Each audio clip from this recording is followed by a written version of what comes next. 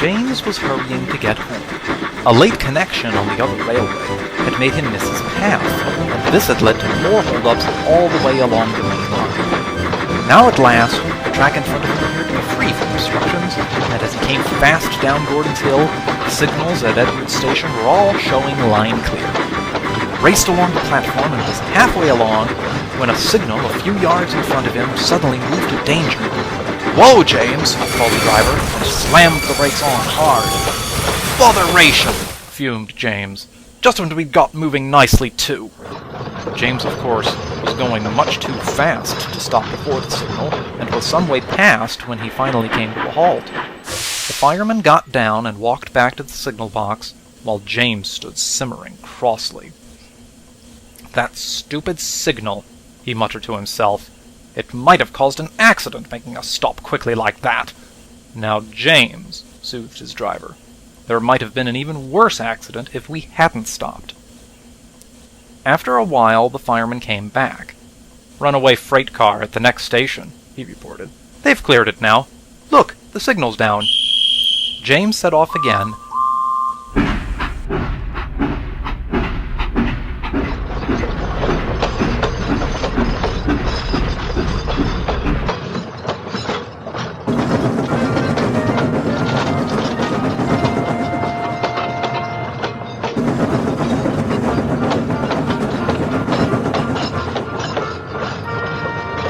But he was, of course, very late when he returned to the big station. The signalman reported, as he had to, that James had passed a signal at danger. Sir Topham Hatt spoke severely to him. "You must be more careful, James." "But, sir," James protested, "that's enough. Just remember what I've said. It is a very serious matter, whatever the reason." And he walked sternly away. "It's not fair," James grumbled to the others in the shed that night. "Signals are stupid things anyway. We'd get on a lot better without them, if you ask me." Percy was puzzled. "But surely the signals make things safer, don't they?" "Pah!" scoffed James. "They're just a nuisance." "All the same," put in Edward with a smile, "I'd like to see how you'd manage without them, James." "Probably a great deal faster," James boasted loftily. But he spoke too soon. That night, the wind increased, and by morning a full-force gale was screaming across the island.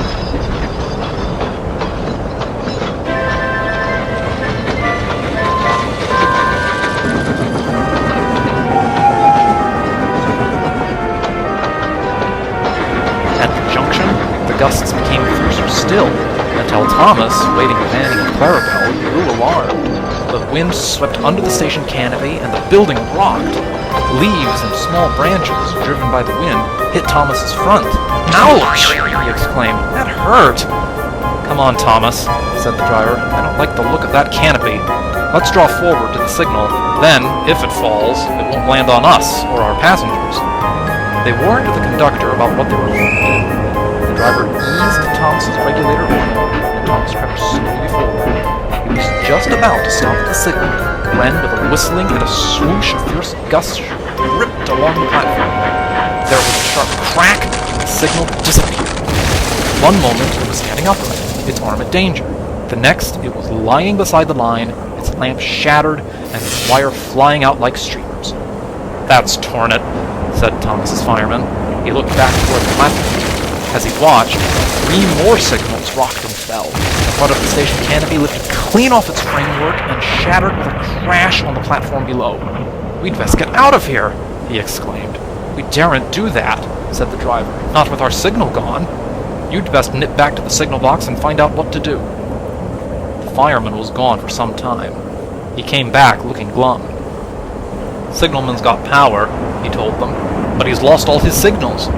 Control has cancelled everything until flagmen can get out. But I've got permission for us to go since our road is set.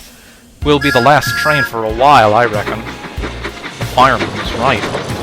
Things were at a standstill for some time, but at last men with red and green flags were posted wherever signals controlled crossings or switches. Drivers were instructed to proceed at caution until they were shown a green flag at each place. It meant slow going, but at least trains were moving again.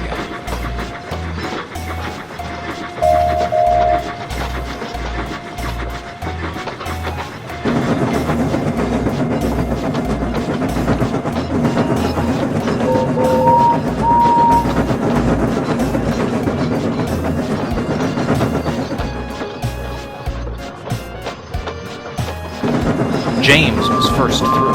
He had to stop twice before he reached the platform, and he grumbled dreadfully about it. As he stopped, Edward arrived from the other direction. "Won't it be nice to get our signals back?" he remarked brightly. "You're late today, James. I thought you got on faster without signals to hold you up. Feeling all right, are you?" James snorted, and at that moment, the flagman in front of him showed a green flag. James went as quickly as he dared.